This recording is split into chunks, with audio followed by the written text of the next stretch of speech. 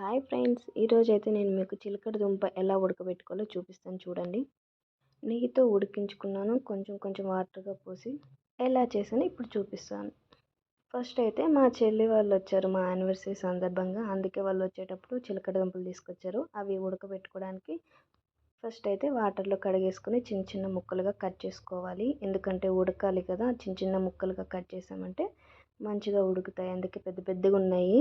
మట్టి అయితే అంత ఎక్కువేం లేదు. కడిగేసుకొని పక్కన పెట్టేసుకోవాలి. తర్వాత ఒక వెడల్పు దబర తీసుకొని దాంట్లో కొంచెం నెయ్యి వేసుకోవాలి. ఒక 2 టేబుల్ స్పూన్ల నెయ్యి వేసుకోవాలి. మా చెల్లి వాళ్ళైతే ఇదేంటి వెరైటీగా చేస్తున్నావు అక్క, మేము ఎప్పుడు చూడలేదు, ఎలా ఉంటుందో చూడాలి మరి నువ్వు చేసేదన్నారు. మేమైతే నవ్వుకుంటూ సరదాగా చేసేసుకుంటున్నాం. తర్వాత చామగడ్డలు వేసి కొంచెం వాటర్ పోసుకుంటూ ఉంచుకోవాలి. తర్వాత మూత పెట్టేసుకొని ఒక 5 మినిట్స్ తర్వాత మళ్ళీ చూసుకుంటే లైట్గా ఉడుకుంటాయి. తర్వాత మళ్ళీ మనకేమైనా వాటర్ లేకపోతే కొంచెం వాటర్ పోసుకొని మళ్ళీ ఒకసారి చూసేసుకోండి. మళ్ళీ వాటర్ పోసాను, నేను అయితే కొంచెంగా వాటర్ పోసాను.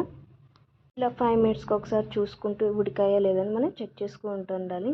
వాటర్ అనేవి ఏం లేవు, ఇంకిపోయి బాగా మంచిగా మెత్తగా ఉడికిపోయాయి. చూడండి, నేను చూపిస్తున్నాను, ఉడికింది. ఎంత మంచిగా ఉడికే, టేస్ట్ కూడా చాలా బాగున్నది. మేము తింటే తీయగా ఉన్నాయి. మీకు కూడా ఈ వీడియో నచ్చినట్లయితే లైక్ చేసి, షేర్ చేసి, సబ్స్క్రైబ్ చేసుకోండి. Bye friends.